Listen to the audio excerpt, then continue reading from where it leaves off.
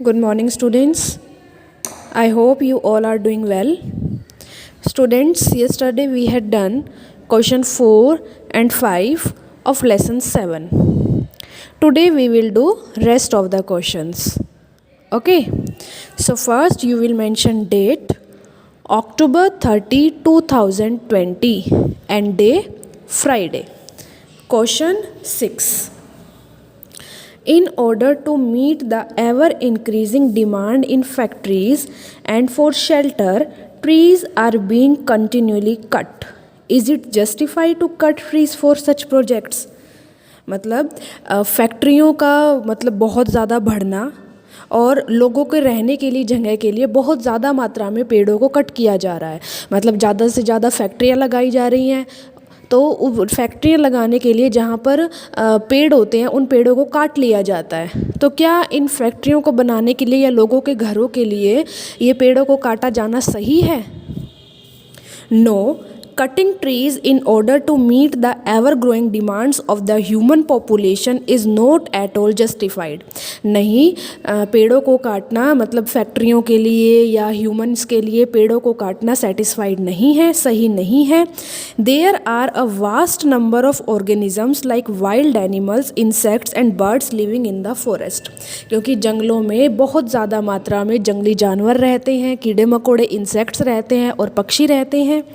The forest provide good quality of air for both animals and humans. और जो forest हैं, forest में जो पेड़ पौधे होते हैं वो ह्यूमंस को और एनिमल्स को ताज़ी हवा भी देते हैं.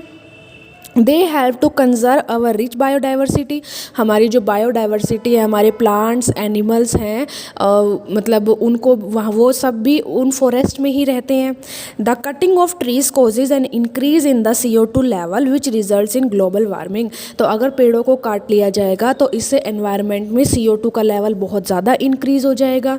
और CO2 का लेवल इंक्रीज़ हो जाएगा तो हमारा जो अर्थ का टेम्परेचर है वो इंक्रीज़ हो जाएगा. अर्थ बहुत ज़्यादा हीट हो जाएगी, तो इससे क्या हो सकती है? Global warming. It causes soil erosion, floods etcetera. इससे सॉइल इरोजन हो सकता है, मृदा अपरदन हो सकता है, बाढ़ें आ सकती हैं. सो ट्रीज मस्ट बी प्रोटेक्टेड. इसलिए पेड़ों को प्रोटेक्ट करने की, बचाने की ज़रूरत है.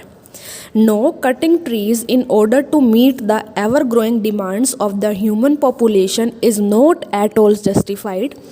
There are a vast number of organisms like wild animals, insects and birds living in the forest. The forest provide good quality of air for both animals and humans. They help to conserve our rich biodiversity.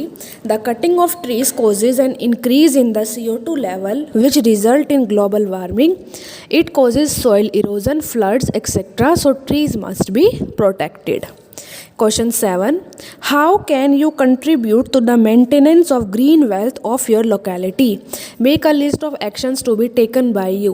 आप अपने locality में मतलब हरियाली बनाए रखने के लिए, मतलब पेड़ों को बचाने के लिए या फिर हरियाली बनाए रखने के लिए, वहाँ पर ग्रीन वेल्थ को सेव करने के लिए आप क्या क्या कर सकते हैं, आप कैसे कंट्रीब्यूशन कर सकते हैं?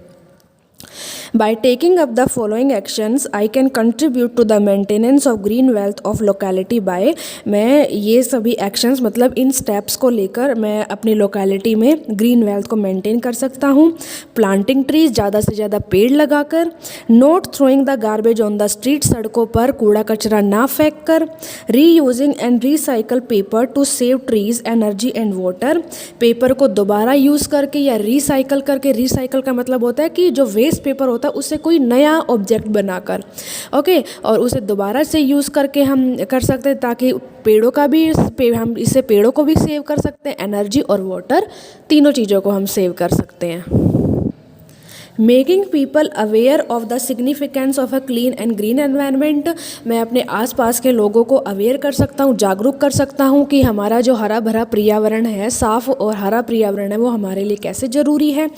Watering the plant regularly and taking proper care of them. पेड़ों को मतलब पानी देकर, रेगुलरली पानी देकर और उनकी अच्छे से केयर करके, देखभाल करके. Question 8. Explain how deforestation leads to reduced rainfall. Deforestation का मतलब होता है पेड़ों को काटना. तो पेड़ों को काटने से बारिश में, रेनफॉल में कैसे कमी हो जाती है? Trees give out a huge amount of water in the form of water vapor during transpiration. The reduction of water vapor affects cloud formation and thus result in less rainfall. Trees जो होते हैं उससे मतलब trees जो होते हैं वो पानी कैसे देते हैं, in the form of water vapour की फॉर्म में देते हैं। अगर वाटर जो पेड़ काट लिए जाएंगे तो इससे क्लाउड नहीं बनेंगे, वाटर साइकिल में क्लाउड नहीं बन पाएंगे, और क्लाउड नहीं बन पाएंगे तो रेनफॉल बहुत कम हो जाएगी। Question 10. Why should paper be saved? Prepare a list of ways by which you can save paper. Paper को सेव करने की ज़रूरत क्यों है, और एक लिस्ट बनाओ, मतलब अलग अलग तरीके बताओ जिसमें आप पेपर को सेव कर सकते हो। A large number of trees can be saved by saving paper. पेड़ों को सेव करके हम मतलब अगर हम पेपर को सेव करेंगे तो हम बहुत ज़्यादा मात्रा में ट्रीज़ को भी सेव कर सकते हैं। This will also save water that is use to manufacture paper. इससे हम पानी को भी सेव कर सकते हैं जो कि यूज़ किया जाता है पेपर बनाने के लिए। Some ways to save paper are the following. कुछ तरीके जिससे हम पेपर को सेव कर सकते हैं। रिसाइकलिंग ऑफ पेपर, पेपर को रिसाइकल करके मतलब जो वेस्ट पेपर होता है उससे हम न्यू ऑब्जेक्ट बना सकते हैं, मतलब उसे हम कहीं और यूज़ कर सकते हैं। Economical use of paper, paper को हम अच्छे से यूज़ करके मतलब इकोनॉमिकल यूज़ करके। Paper should not be burn, और पेपर को ना जलाकर। Okay, so students, your homework is do question 6 to 10 of lesson 7 in your fair notebook. Thank you.